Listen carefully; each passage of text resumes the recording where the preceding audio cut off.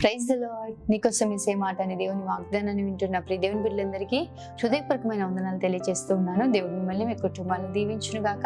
ఈ రోజంతా ప్రభు తన సన్నిధిని మీకు తోడుగా చేయను గాక. ఈ రోజు పరిశుద్ధ గ్రంథం నుంచి కొన్ని మాటలు మనందరం కూడా ధ్యానిద్దాము.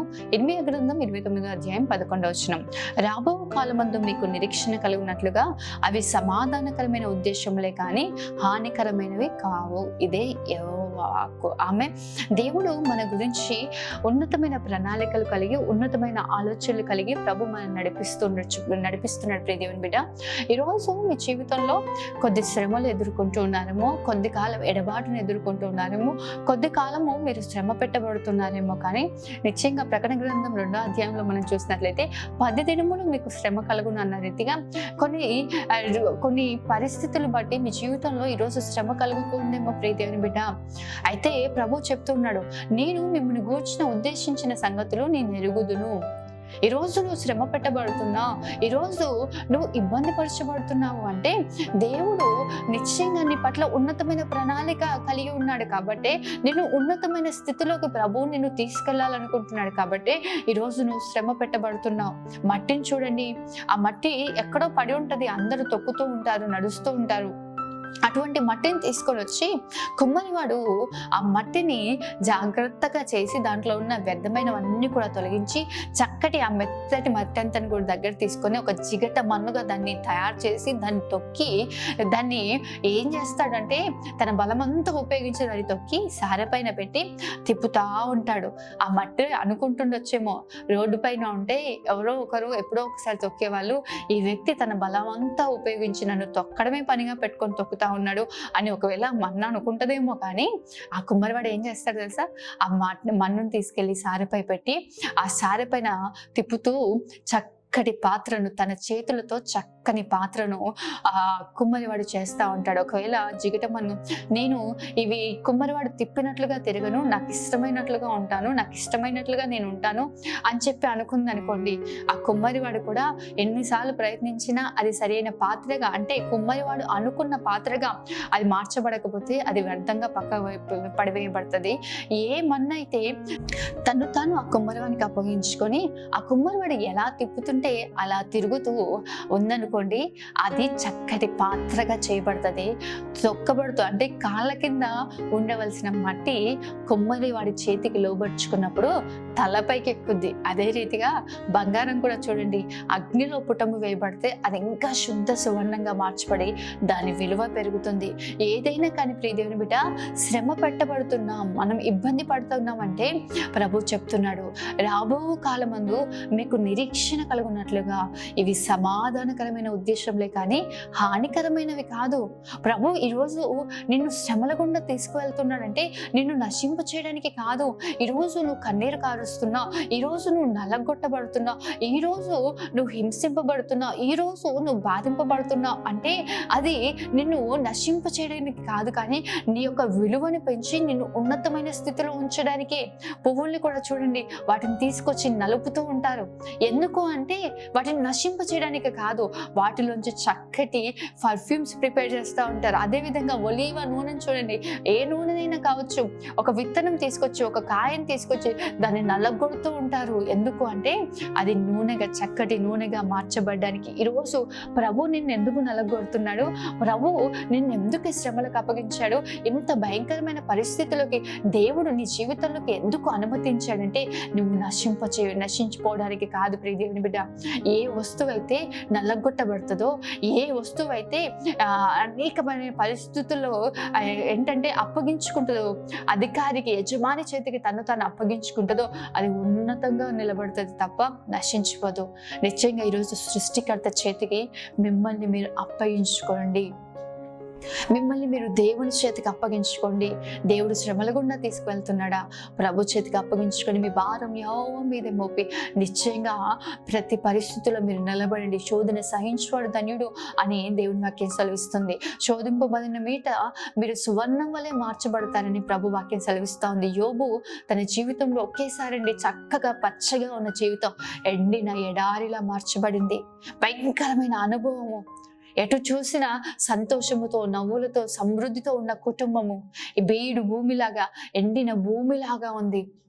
నిజంగా అటువంటి పరిస్థితిలో యోబు ప్రభుని స్తుతిస్తా ఉన్నాడు. ప్రభువా, నువ్వే ఇచ్చావు, నువ్వే తీసుకున్నావు, నీకే స్తోత్రం ప్రభు అని స్తుతిస్తా ఉన్నాడు. ఎంతో కాలం యోబు శ్రమ పెట్టబడ్డాడు, కానీ తను కోల్పోయిన దానికి రెండంతలుగా తిరిగి మరలా ప్రభువ యోబుకి ఇచ్చాడండి. చెట్టును కూడా చూడండి, కొంతమంది ఏం చేస్తారు అంటే ఆ చెట్టు ఫలాలు రావాలన్నా, చెట్టు పుష్పించాలన్నా దాన్ని కట్ చేస్తూ ఉంటారు. ఎందుకు కట్ చేస్తున్నారు దాన్ని అంటే అది ఇంకా చిగురించాలి, ఇంకా విస్తరింపబడాలి. చెట్టు ఎంతగా కట్ చేస్తే అంత ఎదుగుతుందండి, అన్ని కొత్త కొమ్మలు పెరుగుతాయి.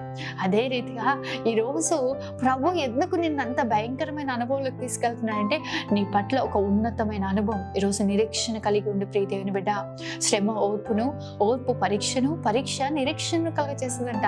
ఈరోజు శ్రమలలో నువ్వు కృంగిపోతే నువ్వు చేతగాని వాడిగా అవుతావు. శ్రమలో నువ్వు నిలబడి ప్రభు యందు నిరీక్షణ కలిగి ఉన్నట్లయితే నువ్వు ఉన్నతమైన మేలులు చూస్తావు, ఉన్నతమైన ఆలోచనలు చూస్తావు. ఎందుకు అంటే యెషయా గ్రంథం 55వ అధ్యాయం 8వ వచనంలో 9వ వచనంలో చూసినట్లయితే నా తలంపులు మీ తలంపులు వంటివి కావు, నా ఊహలు మీ ఊహలు వంటివి కాదు అని చెప్తూ ప్రభు అంటా ఉంటాడు. భూమికి ఆకాశం ఎంత ఉన్నతంగా ఉందో అంత ఉన్నతమైన తలంపులు నేను కలిగి ఉన్నాను. అదేవిధంగా కీర్తనకారుడు కూడా అంటా ఉంటాడు 40వ కీర్తన 50వ వచనం చూసినట్లయితే దేవా, నీవు మా ఎడల కలిగి ఉన్న తలంపులు బహు విస్తారములయ్యా అని చెప్పి. నిజమే, దేవుడు మన ఎడల బహు విస్తారమైన తలంపులు కలిగి ఉన్నాడండి. దావీదు తన జీవితంలో అరణ్యపు అనుభవంలోకి ప్రభు తీసుకెళ్లాడు. అదే విధంగా అభిషేకింపబడిన తర్వాత కూడా ఒంటరిగా మరణ భయముతో కొన్ని ప్రతికూలమైన పరిస్థితుల్లో ఒకానొక స్థితికి వచ్చేసరికి వేరే రాజు దగ్గరికి వెళ్ళినప్పుడు ఒక వెర్రివాణిలా పిచ్చివాణిలా నటించి బయటికి వచ్చాడంట.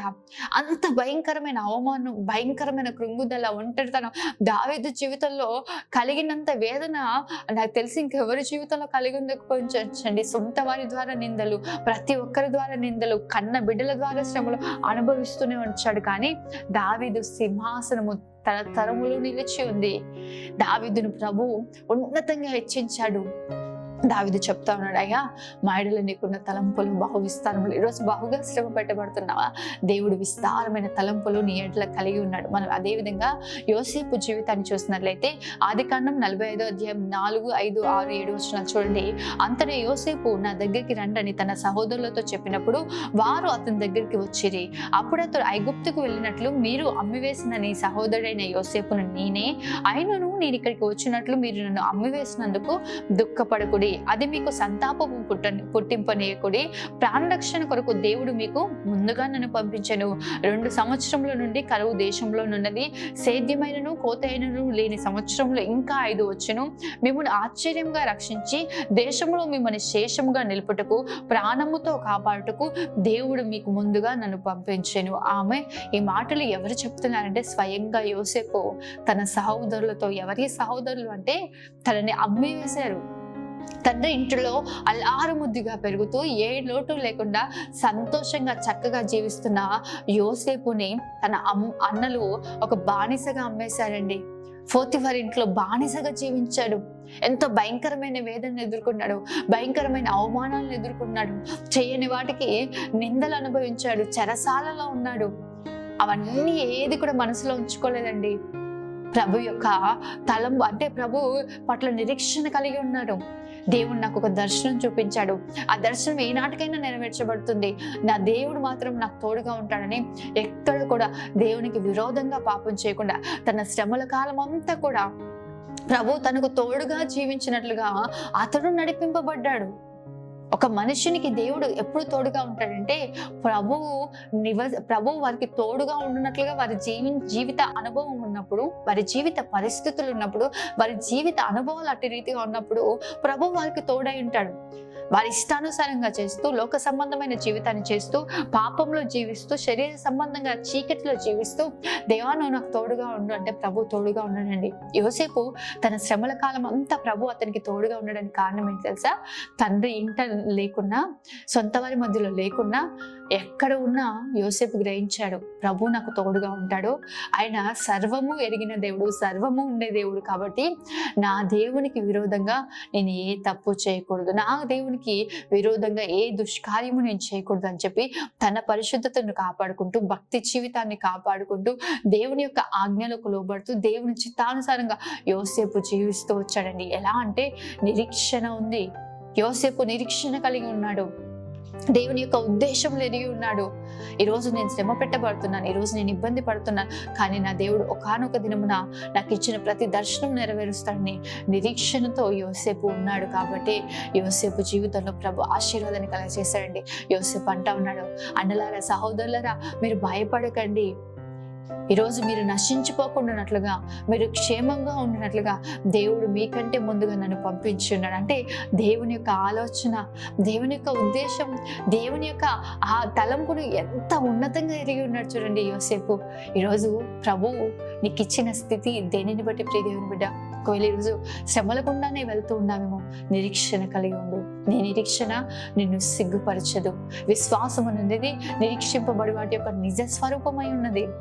నిశ్చయంగా నిరీక్షణ కలిగి ఉంది. అబ్రహాము నిరీక్షణ కలిగి ఉన్నాడు. కాబట్టి అబ్రహాముని జీవితంలో ప్రభు వాగ్దానం చేసిన రీతిగా అత్యధికమైన ఆశీర్వాదం కలగజేశాడు. ఈరోజు ప్రభువునికి ఇచ్చిన వాగ్దానం, ప్రభువునికి ఇచ్చిన మాట, ప్రభువునికి ఇచ్చిన దర్శనం ఏంటి? ఒక్కసారి నిన్ను నువ్వు పరీక్షించుకొని శ్రమలన్నిటి నుంచి పక్క పెట్టి శ్రమలలో ప్రభు వైపు తిరిగి ప్రభు యందు నిరీక్షణ కలిగి ఉండు. ప్రభు నీతో చెప్తున్నాడు, రాబో కాలం ముందు మీకు నిరీక్షణ కలిగినట్లుగా ఇవి సమాధానకరమైన ఉద్దేశంలో కానీ హానికరమైనవి కావు. ఆమె దేవుడు ఈ మాటలన్నీ హృదయంలో స్థిరపరచుగాక. ప్రతి ఒక్కరు కూడా ప్రార్థన చేసుకుందాం. మహోన్నతుడైన తండ్రి, సర్వశక్తిమంతుడైన దేవ, సర్వాధికారి నీకే వందనాలు, స్తోత్రాలు చెల్లిస్తున్నాం. ఎంత అద్భుతమైన రీతిగా మీరు మాతో మాట్లాడారు ప్రభా. ప్రతి మాట నీ బిడ్డల హృదయంలో స్థిరపరచండి, ప్రతి ఒక్కరిని దీవించండి, నీ సన్నిధిని తోడుగా నడిచేసి నీ అత్యధికమైన కృపను, సమాధానమును, సహాయం అనుగ్రహించండి. నిజమే ప్రభువా, నువ్వు మా పట్ల కలిగి ఉన్న ఉద్దేశములు సమాధానకరమైనవి అయా, హానికరమైనవి కావు ప్రభా. ఈరోజు నిరీక్షణ కలగ చేయండి ప్రభా. అయా, మా అందరికి నిరీక్షణ కలగ చేయండి ప్రభా. మీరు మాతో మాట్లాడిన ప్రతి మాటను బట్టి వందనాలు ప్రభా. బిడ్డల్ని దీవించండి, కృప చూపించండి.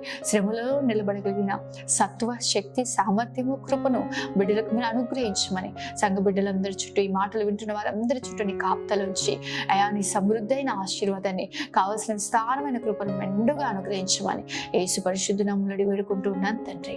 ఆమేన్. దేవుడు మిమ్మల్ని, మీ కుటుంబాన్ని దీవించి సకల సమృద్ధిని ప్రభు మీకు అనుగ్రహించును గాక. ఆమేన్. God bless you.